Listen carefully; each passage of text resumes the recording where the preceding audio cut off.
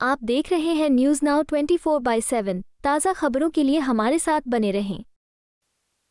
दिल्ली अध्यक्ष सौरभ भारद्वाज ने कहा कि राहुल गांधी ने वोटर लिस्ट से नाम हटाने और जोड़ने का जो मुद्दा उठाया है वह गंभीर है और चुनाव आयोग व केंद्र सरकार को इस पर जवाब देना चाहिए।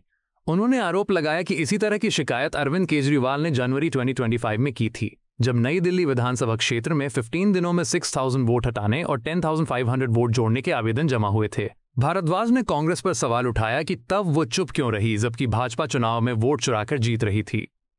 उन्होंने कहा कि कांग्रेस केवल अपनी पार्टी के लिए बोल रही है, न कि पूरे विपक्ष और लोकतंत्र के लिए। देखिए, पहली बात तो ये कि राहुल गांधी जी ने जो मुद्दा उठाया है वो गंभीर है। इलेक्शन कमीशन को और देश की केंद्र सरकार को उसका जवाब देना चाहिए। दूसरी बात, कर्नाटका की एक सीट पे उन्होंने बोला कि 6000 वोट काटने की एप्लीकेशन दी गई। वो आज 18 सितंबर को ये बात कह रहे हैं।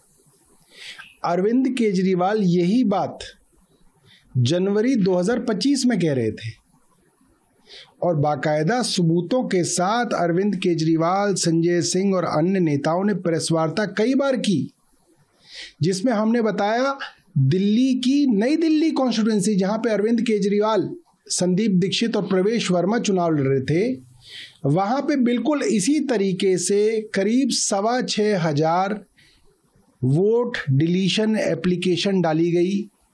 करीब 10,500 नए वोट बनवाने की एप्लीकेशन डाली गई मात्र 15 दिन में। 15 दिसंबर से 2 जनवरी तक 6,500 एप्लीकेशनें वोट काटने के लिए, 10,500 एप्लीकेशनें वोट जोड़ने के लिए डाली गई। और जब उनसे बात की गई कि जिनके नाम पे वो वोट काटने की एप्लीकेशन डाली गई है वो कौन लोग हैं, तो लोगों ने बोला हमने तो एप्लीकेशन कभी डाली ही नहीं, हमारे नाम से पता नहीं क्यों ये एप्लीकेशन डाल दी गई है। हमने एडीएम और डीएम को कहा कि आप जो लोग ऑब्जेक्शन कर रहे हैं, आप ऐसे वोट कैसे काट सकते हैं, आप उनको बुलाइए, हियरिंग दीजिए। और जब पर्सनल हियरिंग के लिए उनको बुलाया गया हमारे दबाव में, तो कोई भी नहीं आया। तो ये बात तो सबूतों के साथ अरविंद केजरीवाल और आम आदमी पार्टी जनवरी में रख चुके हैं। हाँ, ये बात जरूर है, हमारी छोटी पार्टी है, हमारे पास इतने रिसोर्सेज नहीं है, हमारा इतना बड़ा फुटप्रिंट नहीं है जितना कांग्रेस का है। कांग्रेस सैकड़ों 100 साल से ज़्यादा से जो है देश में है, तो वो अपनी बात को ज़्यादा एम्पलीफाई कर पाते हैं।